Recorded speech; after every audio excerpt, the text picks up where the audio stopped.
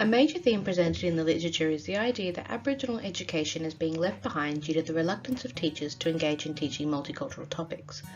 The reasons for this range from personal insecurities of misrepresenting or tokenising a culture to teachers feeling that they've been forced to include multicultural education into their classrooms. The idea of teachers being concerned of tokenising the Aboriginal culture is a strong one, with many papers stating that resistance to multicultural education may be related to this. Instances in which teachers use Aboriginal culture such as dreaming stories out of context with little explanation of the significance of these traditions has led to Aboriginal culture being misrepresented as seen by Beresford, Partington and Gower in 2013. Due to Aboriginal education being a compulsory component of teacher training, it has been found that some teachers have shown resistance to demonstrating multicultural education in their classrooms, as seen by O'Dowd in 2010, thus resulting in it being left behind in the curriculum. While teachers do note the importance of including Aboriginal culture in their classrooms, many teachers feel that Aboriginal students do not engage or participate actively. The reasons for this are vast, but as stated by Eckermann in 1999, research suggests that Aboriginal students feel less engaged with the classroom activities when they do not relate to their life experiences or include their own cultural practices. Diversity and inclusion go hand in hand and is an apparent theme mentioned in the Literature Review Protocol.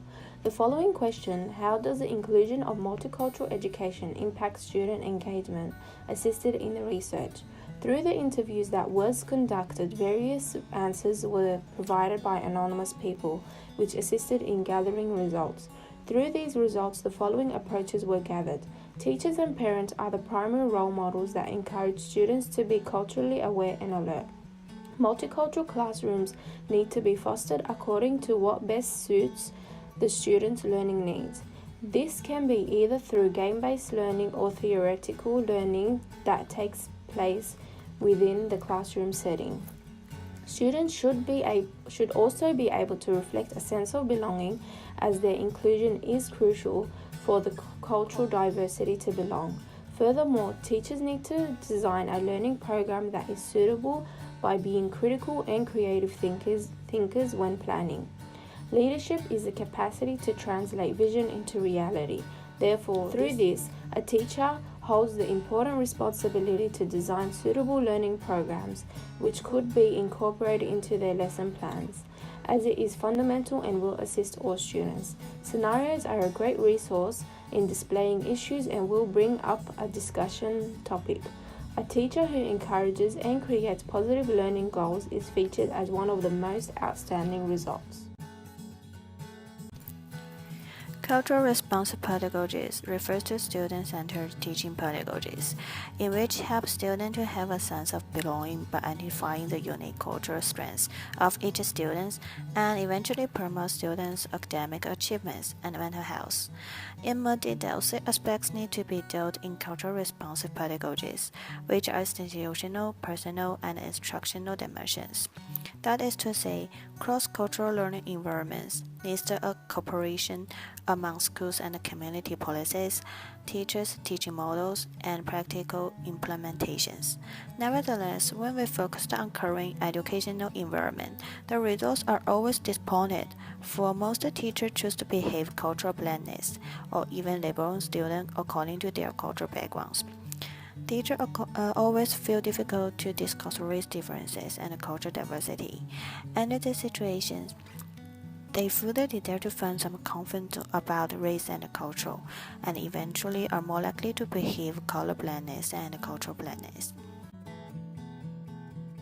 In terms of teachers' approach to diversity, this is all about teachers' attitude and their expectations towards their students and how this affects students' performance.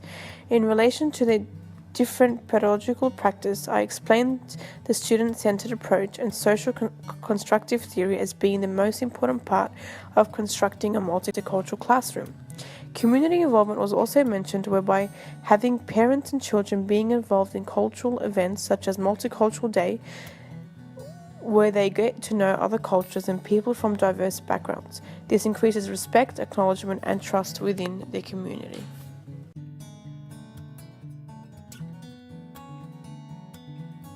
A major theme presented throughout our research is that teachers are not confident teaching multicultural education in their classrooms, as they have concerns regarding misrepresentation, creating stereotypes, or lack of student engagement. This hinders the inclusion of multicultural education in day-to-day teaching. However, it was seen that teachers do believe that they have the ability to include multicultural education more effectively and would alter their teaching practices to include more practical, hands-on tasks in order to engage students on a deeper level. Engagement and inclusivity was another key factor in our research, which found that multicultural education is thought to be beneficial and provides great advantage to all students, for both Australian students and those of different cultural backgrounds. However, also has the capacity to hinder a student's engagement or inclusivity according to some teachers. This occurs when students are uninterested in the topic being taught or feel that it doesn't apply to them personally. For instance, our research found that Aboriginal students demonstrate a high level of engagement in Aboriginal education topics and often engage on a personal level. Teachers found this engagement to be beneficial for Aboriginal students, however, non-Aboriginal students generally demonstrated a lack of interest in the topic. Non-Aboriginal students as a whole were generally impartial or not engaged in the topic of Aboriginal education and often questioned its necessity. Teachers' perspective included the uses of multicultural education as a default standard practice in their classrooms through their own personal experiences and beliefs and through what they have been taught during their time as a teacher by applying the knowledge and theories they have gathered to their teaching pedagogies. Whereas pre-service teachers believe that a multicultural perspective is used in order to increase teaching efficacy and have increased positive learning outcomes for all students regardless of race, ethnicity, culture, religion, and socio-economic status. Implications of multicultural education looked at both the positive and negative aspects, where the positive implications are that it allowed all students regardless of ethnicity, race, or religion to be treated fairly by both peers and teachers, thus providing a positive learning space for students. The negative implications is the term multicultural is too broad and vague of a statement and often overshadows more nuanced and specific aspect issues relating to race, culture, and religion. One positive implication that multiculturalism has on the students' learning is that it provides a positive learning environment for students that, as a result, is conducive to positive learning outcomes and as it incentivizes engagement and participation from the student. To eventually understanding how cultural responsive pedagogies occurs at the schools, 5 people has been interviewed, including 1 teacher and her 4 students. The results shows that both teacher and the student believe every culture is unique and is worth to be respected. However, in fact, they hardly know how to show such perspective. In more detail, understand teachers' perspectives, they literally believe cultural responsive pedagogies are the only way showing the respective and understanding towards cultural diversity. However, practically, as the inclusive education creates a multicultural learning environment, which further becomes the biggest obstacles to fully understanding every culture in classroom. Under these situations, misunderstanding always occur, especially towards the minority culture groups. To avoid such misunderstanding, teachers' behavior becomes much more towards cultural blindness. On the other hand, students' perspectives prove that cultural blindness frequently occurs in schooling time. That is to say, most students, especially those with minority cultural background, have experienced cultural misunderstanding more than once.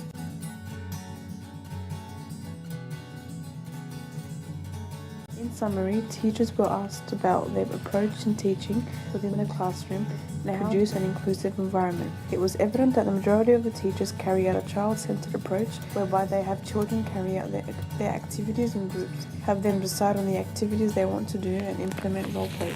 They thought that carrying out this approach will most definitely have children interact with one another, which makes them aware of another individual's culture. This links to Atwood's argument whereby a child-centered learning environment allows a child to comprehend the subject, have cultural competence, and strengthen minority learners. This intervention is two-sided, with the aim to improve student engagement and also teacher knowledge and awareness. To aid this intervention, parents and the wider community should be allowed to be more involved in school life.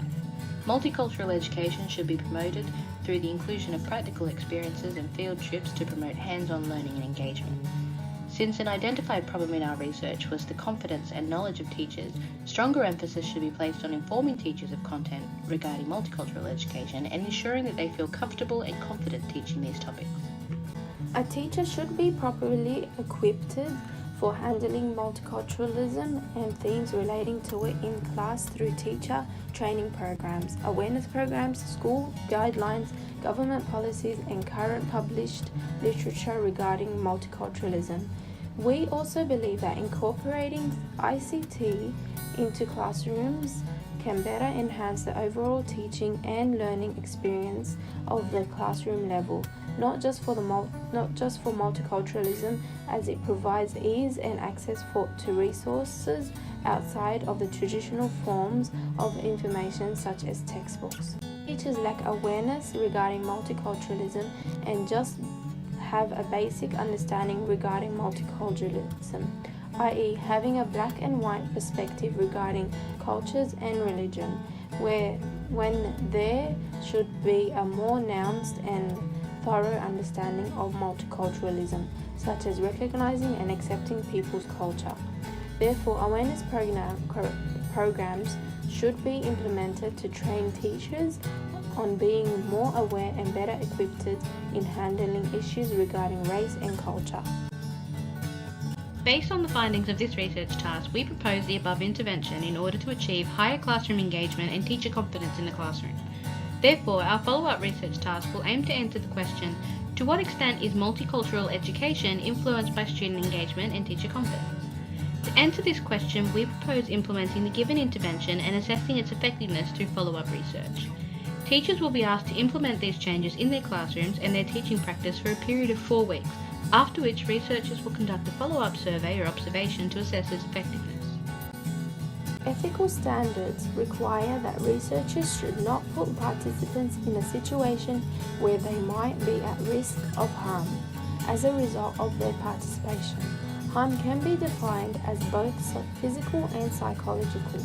There are 2 standards that are applied in order to help protect the privacy of research participants. It is important for researchers to put ethical consideration in place before undertaking further research plans.